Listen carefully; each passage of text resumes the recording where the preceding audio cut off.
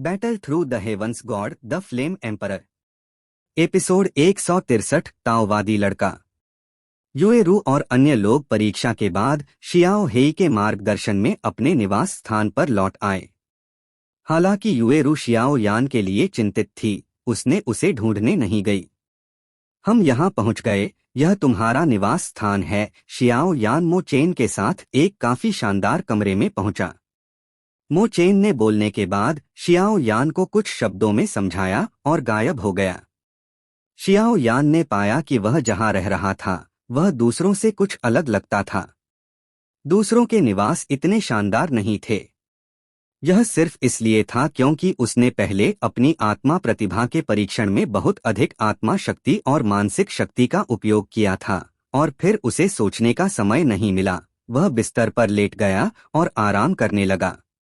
एक दिन जल्दी बीत गया। शियाओ यान इस दिन जल्दी उठा और मो चेन ने कहा था कि उनके निवास स्थान के पास एक बाजार है और अगर उन्हें कुछ चाहिए तो वे वहां व्यापार करने जा सकते हैं। इसलिए शियाओ यान का आज का उद्देश्य यही था। दरवाजा बंद करके वह उस शहर की ओर बढ़ा जहां वे रह रहे थे। शहर की सुनसान गलियों में हर तरह की चीख पुकार अनवरत थी। कुछ लोग औषधियां बेच रहे थे, कुछ हथियार बेच रहे थे। एक आकृति दूर से आई और ज्यादा देर नहीं हुई कि वह एक अटारी पर पहुंच गया। ध्यान से देखने पर यह एक लड़का था। वह लगभग 20 या 30 साल का था, नीले विद्वान के वस्त्र में, बहुत सुंदर। उसकी आंखों की एक जोड़ी पानी की तरह साफ थी, दर्पण की तरह चमकदार, ऊर्जा से भरी हुई, बहुत आकर्षक। इस युवक का पहला प्रभाव एक कमजोर विद्वान का था, बस यह नहीं पता कि वह कहां से आया था। यह व्यक्ति वास्तव में शियाओ यान था और उसका गंतव्य स्वाभाविक रूप से शहर का बाजार था। दूसरों को उसे देखने से रोकने के लिए उसने भी छद्म वेश धारण किया था, इसलिए शियाओ यान ने सिर्फ वेशभूषा बदली और बाजार में चला गया। एक तो कुछ खुफिया जानकारी इकट्ठा करने के लिए और दूसरा कुछ आवश्यक चीजें खरीदने के लिए, जैसे कि औषधीय सामग्री। पास के चायखाने को देखकर शियाओ यान चेहरे पर मुस्कान लिए धीरे धीरे उसकी ओर बढ़ा।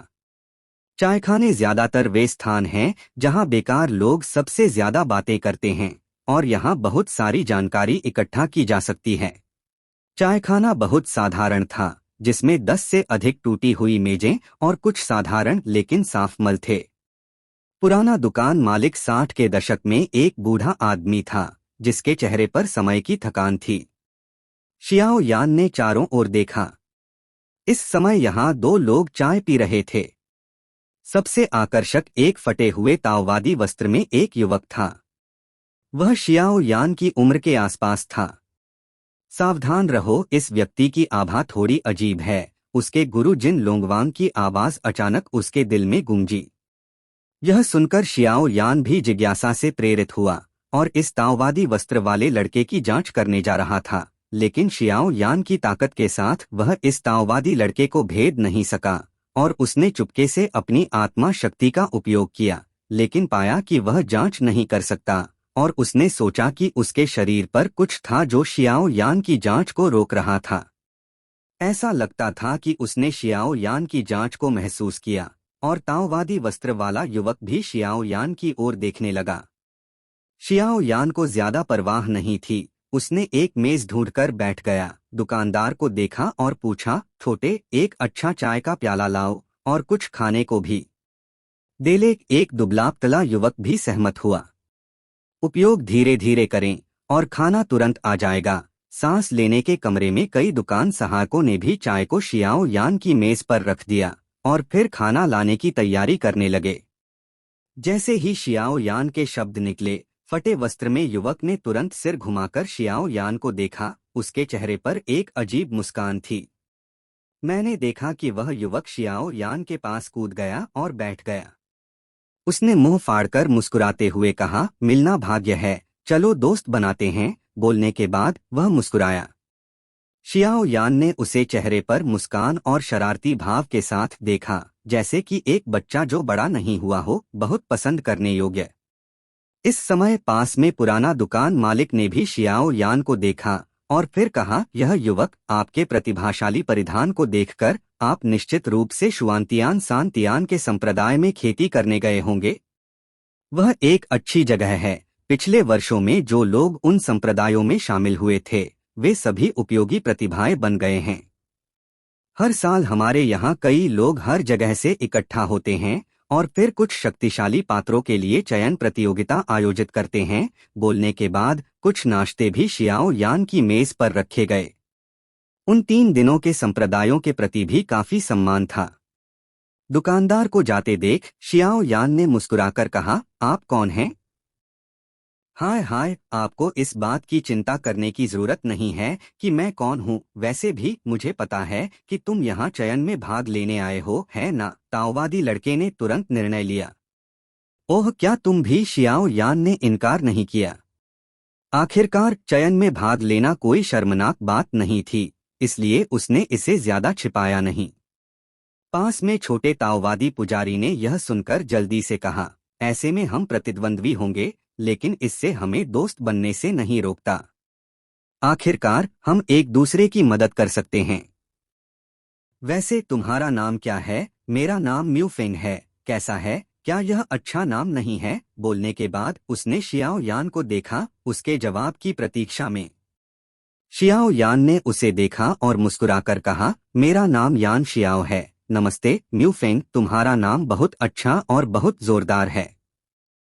तुमसे मिलकर खुशी हुई, लेकिन मैं इस रास्ते पर नया हूँ। क्या तुम मुझे बता सकते हो कि चयन के साथ क्या हुआ? दूसरों की स्वीकृति सुनकर म्यूफेंग ने भी मुस्कुराया और कहा, यान शियाओ, मुझसे मिलकर मुझे भी बहुत खुशी हुई। तो तुमने सही व्यक्ति से पूछा है। जहाँ तक तथाकथित चयन की बात है, मैंने सुना है कि यह एक अंक प्रणाली है और मुझे इसका ब्यौरा नहीं पता। कल 5वें स्तर की प्रतिभा की घोषणा के बाद चयन को 5वें स्तर की प्रतिभा के अनुसार विभाजित किया जाएगा। वैसे तुम इस परीक्षा में कितना हासिल करने की उम्मीद कर सकते हो? और तुम इस बार चयन में भाग लेने आए हो और शुआन सांतियान में कुछ सीखने गए हो। मैं उनकी राक्षसों को मारने वाली तलवारबाजी सीखने गया हूँ। हाँ, मैंने सुना है कि वहाँ का ताओवाद अद्भुत है। उसकी आंखें चमक उठीं जैसे कि उसने कोई स्टंट सीख लिया हो।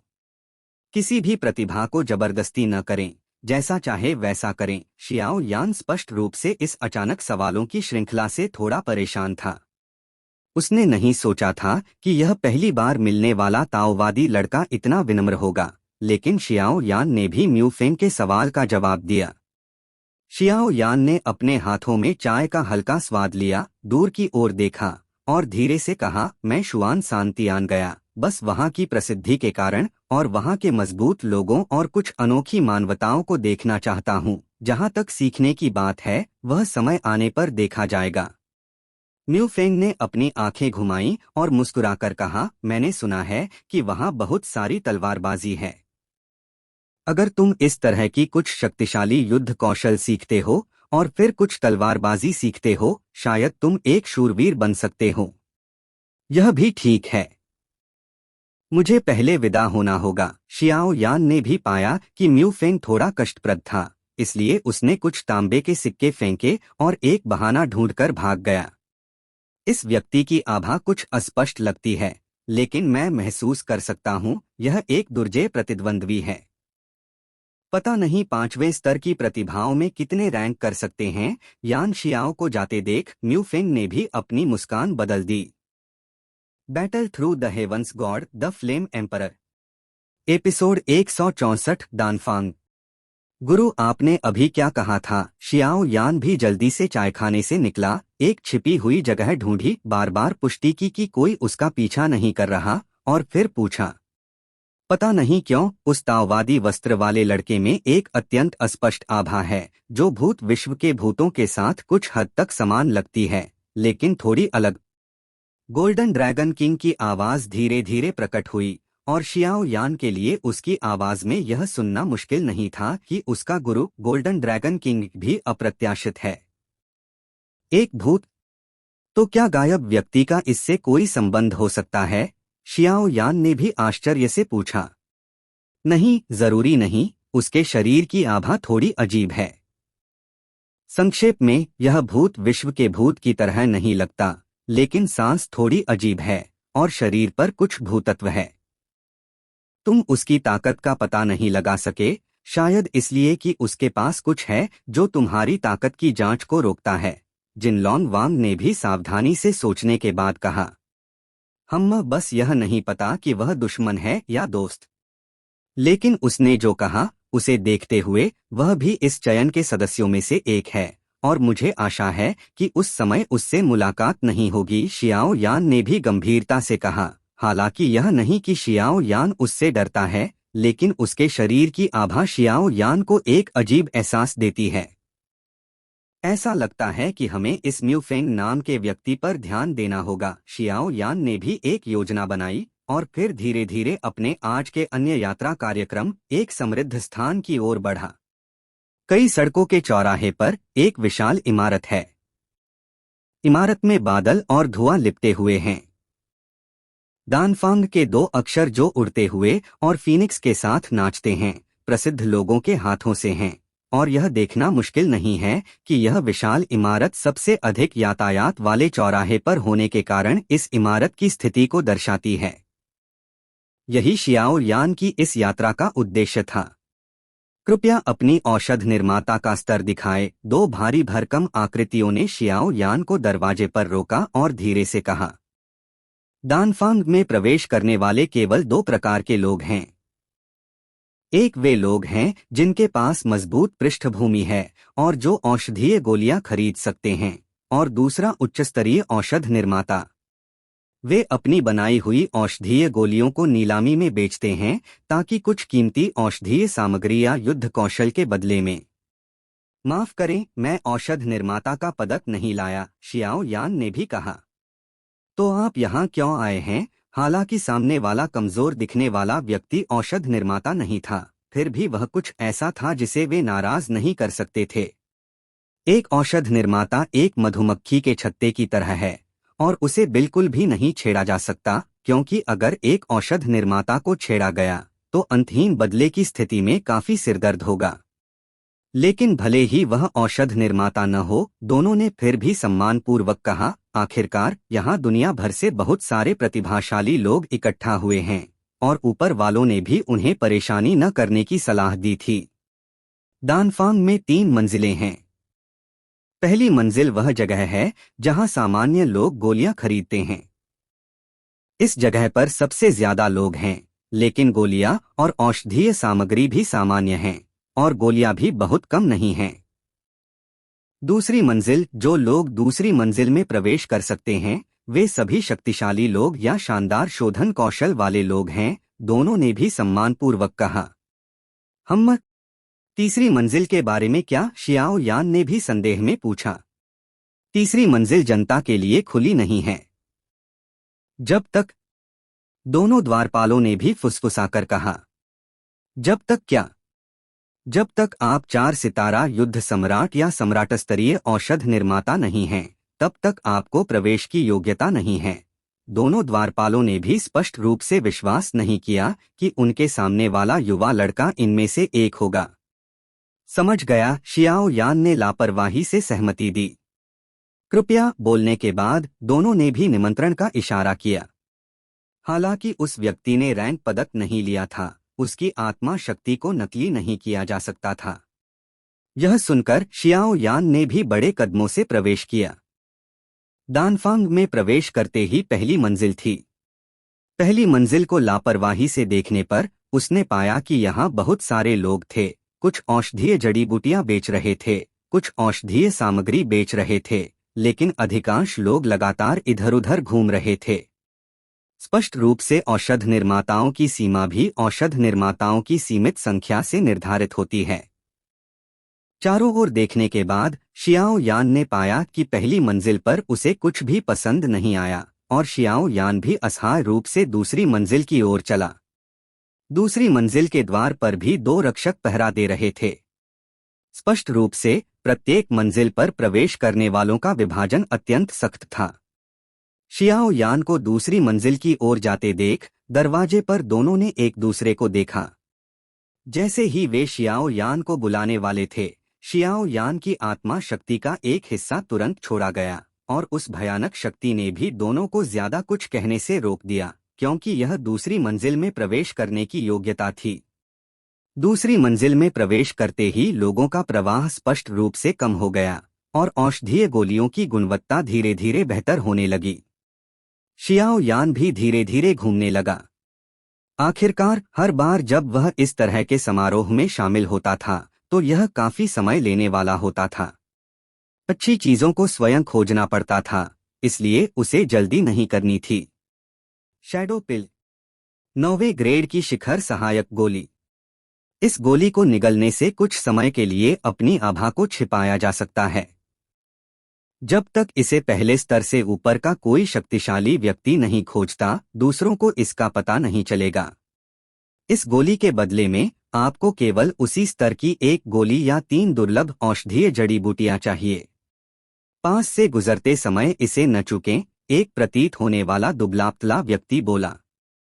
यह सुनकर शियाओ यान ने भी रुचि के साथ उसकी ओर देखा, काले रंग की औषधीय गोली को देखा, फिर सिर हिलाया और बस चलने वाला था। कैसा रहेगा यह युवक?